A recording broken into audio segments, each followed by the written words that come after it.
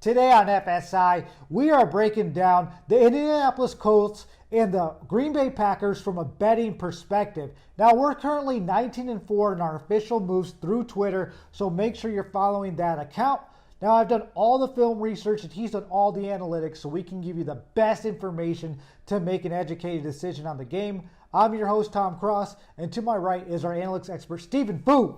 Thanks for tuning in this week. The Packers are on the road as a 2.5-point underdog. They're plus 115 on the money line, and the Colts, they're minus 130.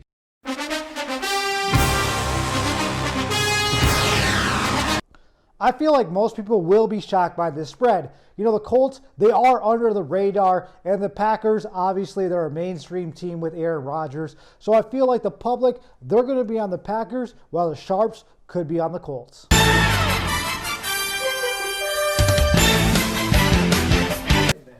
So in this matchup, we have Aaron Rodgers, one of the top MVP candidates, against Philip Rivers, who's on the fringe of his retirement. So why did the books make the Colts a 2.5-point favorite? I'll tell you why.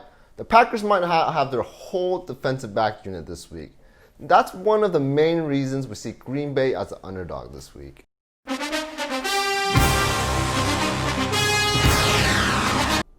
Over the last two games, White Jesus has looking great. He got a new disciple that he can rely on in Marquise Valdez-Scantling. Now, I also hear that one of his other disciples, Allen Lazard, will be back. So it's going to be interesting to see what he brings back after coming off the IR with an abdominal injury.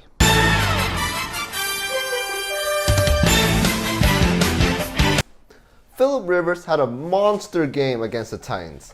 He put up 300 yards and 1 touchdown against them, but he honestly missed a few walk-in touchdowns. So his numbers could have been much better.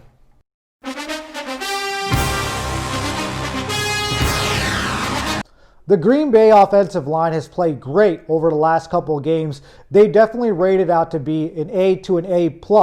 Now, they are playing a Colts defensive line that is very good against weak offensive lines, but they're going to be playing one of the best offensive lines in the game, so I feel like there is advantage here for the Packers.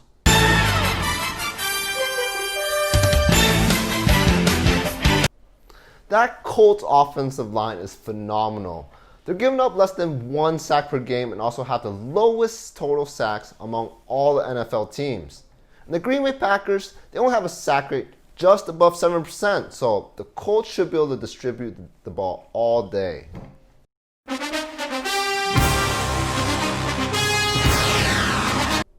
The Green Bay Packers wide receiver core is getting back Allen Lazard, who was the number 2 before he got hurt. Now, I am hearing that Devontae Adams may be hurt, so you need to make sure that you look out for that on the injury report. Now, when you talk about the Colts secondary, they're one of the best in the league. I've actually rated them to an A- to a B+ over the last couple games. They cover and they tackle really well. So if Adams isn't playing in this game, there's definitely an advantage for the Colts secondary here.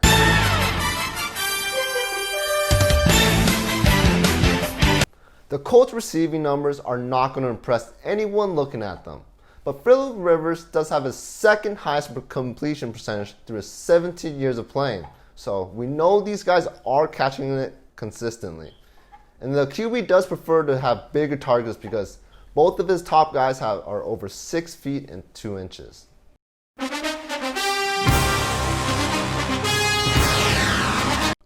Now, the Packers' run game starts with Aaron Jones, but they have a lot of different options that come out of the backfield. They have Jamal Williams and Tyler Irving. Both of them can kind of catch and are good in the screen game, but obviously Jones is one of the best runners in the league. Now, when you look at the Colts defensive line against the run, they are very good. They're extremely solid. The linebackers can really tackle, so I got to give an advantage to the Colts here.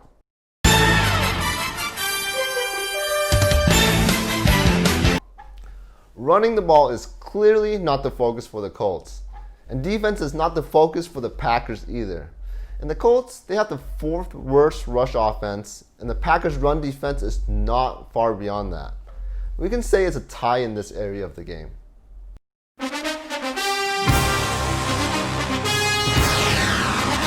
Now, this game comes down to injuries. If you want to take the Packers, make sure Davante Adams and some of the defensive starters are playing this week.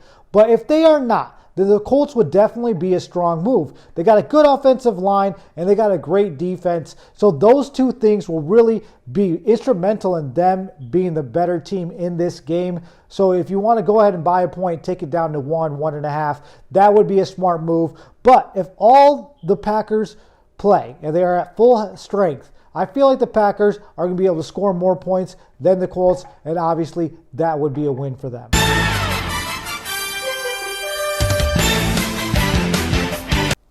The Indianapolis Colts might not produce fantasy winning numbers, but what they do produce is wins.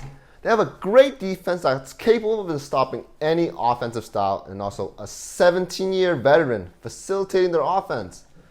Even though the Packers do have a first ballot Hall of Famer at their quarterback position, their team has not proven to be balanced on defense.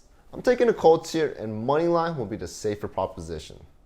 Now remember, we can't predict injuries or the weather, so make sure you follow our Twitter for our official moves. We're currently 19-4 through Twitter, so make sure you're following that account, because if you're not, you're just losing money.